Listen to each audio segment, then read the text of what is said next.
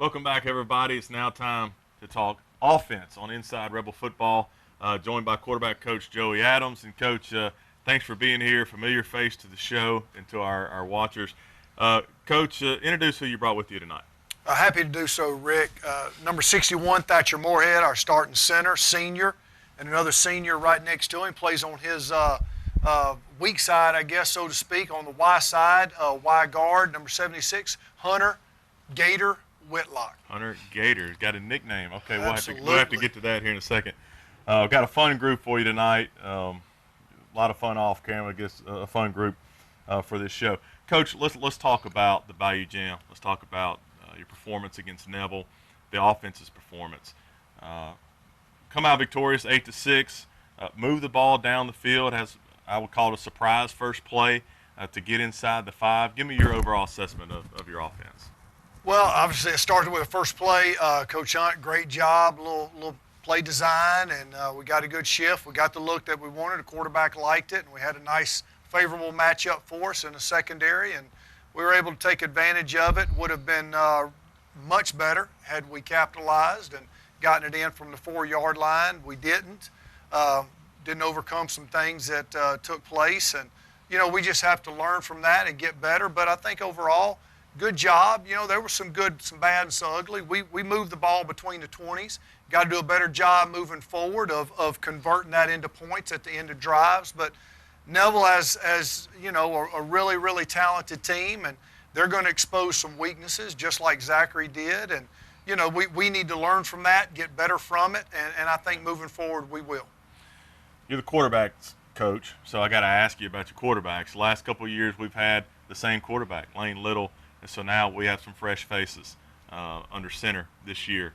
And so Micah Bell and Hayden Federico both played a lot of snaps in the Bayou Gym. What was your assessment of their performance as their position coach? Micah Bell Jr., first-time starter. Really, I guess I call them co-starters. Yeah. I don't know necessarily who's going to take the most snaps, who's going to take the last snap. Micah may take the first one. But, both of those guys are a little bit behind the curve because of the lack of freshman and or JV games last year. We have a lot of kids in that category. And so they need as much playing time as they can get. And so every game is going to be different. And so each game is going to dictate which one we feel more comfortable with, maybe which one has the hot hand. And we like both of their skill sets. They both do a great job behind the offense, leading, guiding, directing them, and getting everybody lined up. And so, very few teams have 2 starting quarterbacks or a 2-quarterback system, but right now we do, and we like where we're headed with it. One good thing you've got on your side for 2 quarterbacks that don't have a whole lot of experience is a senior offensive line. You've got 2 of those guys here with you tonight. Thatcher, let's start with you. Senior season, coming back from a good campaign last year, make it to the semifinals. Tell me about what it means to you to be a senior this year and as a senior leader on this team. Well, first off, we got to be a leader. First off, for the younger guys, because we have a bunch of younger guys like the quarterbacks. So we got to show them that we're going to be there for them and that we're not just going to, let them get by. But also, we're there to lead our team, pretty much. We got all of us are seniors on the line, except for like Nate Green. That's it. Yeah. So a lot of veterans up front. And Hunter, tell me about that offseason. What was this offseason like when you had that many veterans together? The offseason probably came a little bit easier this year. Anything's going to be easier than the offseason last year, right? But as seniors this year, tell me about the offseason. What was that like for you guys? I feel like a lot of us stepped up. We pushed each other in the weight room, and we just, like outside running, we pushed each other. Everybody was tired and stuff. We got to pick each other up. And a lot of us stepped up, and we were leaders. Yeah. Well, that's going to pay off certainly for you guys. It paid off in the Bayou Gym.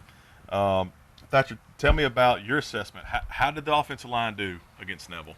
Well, the week before we were arguing a lot. It was bad arguing, but we had a group meeting after one of the practices, and we were like, we got to stop.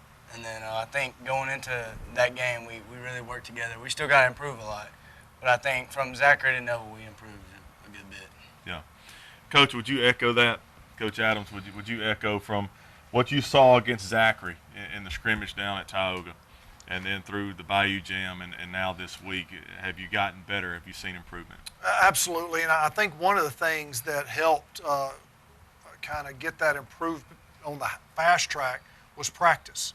And I think that Coach Arledge really emphasized to the coaching staff, and then we kind of emphasized that to our individual groups, that we need to dial up the physicality and the intensity in practice. And I think headed into Neville, we were able to do that even with the heat. The kids kind of battled through it, and I think that kind of helped us a little bit when we got to Saturday night at the Bayou Jam, because I think at least offensively in the Zachary game, we weren't nearly as physical as we should be and need to be moving forward. And so I think one of the things that helped us in the Bayou Jam absolutely was practice. And, you know, Coach will say it, this kind of is his mantra. He's got it posted all over the field house: be a practice player every day.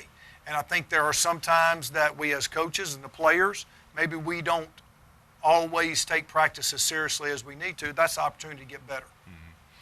Guys, as you prepare for Sam Houston, first road trip of the season, well, it's first game of the season, so it has to be the first road trip. But 3.5-hour drive down to Lake Charles, you got a challenge in front of you. You guys have had a chance to look at Sam Houston on film. Thatch, we'll start with you. What's your assessment? What are you guys going to have to do right Friday to be successful? Well, first off, they're not that big, but that means they're just gonna be quick off the start, which means we gotta be fast with our feet. But more importantly, we can't let their smallness or whatever make us think that we're just gonna go over there and run them over. Hunter, as you've looked at film, would you echo that? What is something that you think, okay, we did this against Neville, what's something you have to get better at from Saturday? We all got to get our pad level down. We got to get lower, because we're not the tallest group of O-linemen. So, I mean, they're all like 6'5", 6 foot, 6'2". So, I mean, we just got to get lower. We're going to blow them off. Yeah, awesome. Well, Coach, look, while I got you, and I know we got to visit on the radio, so I didn't get a chance to ask you about Jacob. Oh. Tell me, I want to hear about it. I want you to tell our watchers, because they follow him, and sometimes after a senior leaves the program, you know, they're just on maybe to the next class and don't maybe keep up. Tell us about Jacob, what's going on at Louisiana Tech with him. Well, I know you don't like to brag, but now's your time, man. We want to. Well, I'm gonna try not to. You know, he's worked hard. They've wrapped up fall camp, just kind of like we have. They're moving into week 1, just kind of like we are. They're headed to Starkville, Mississippi, take on the Mississippi State Bulldogs, and you know, this is, I guess he's technically classified as a redshirt, 5th-year redshirt Corona Junior. Meaning that even though this is 5th year, everybody knows by now you get that Corona year back if he chooses to play a 6th year. And, you know, he's kind of found his niche on offense, which at Western High School, and his first 2 years at Tech, obviously he was a linebacker and on the other side. And I think basically I tell him all the time he's a linebacker on offense now. Mm-hmm. He's just hitting the other guy now that used to hit him. And, you know, he's loving life, and you know, we just hope for a good year, and especially after last year they struggled, which everybody did, and you know, he's doing well, and try to stay healthy and have a good year, and then maybe decide at the end of the year when all the dust settles what he wants to do next year. Already graduated last May, and you know, so obviously his mom and I are very proud, but you know, we just try to be parents on Saturdays and coaches and teachers other times. So we are excited about it, though. But thanks for asking. Yeah, sure. Tell them we said hi, and congratulations on graduating. That's a big deal. Nothing to take for granted.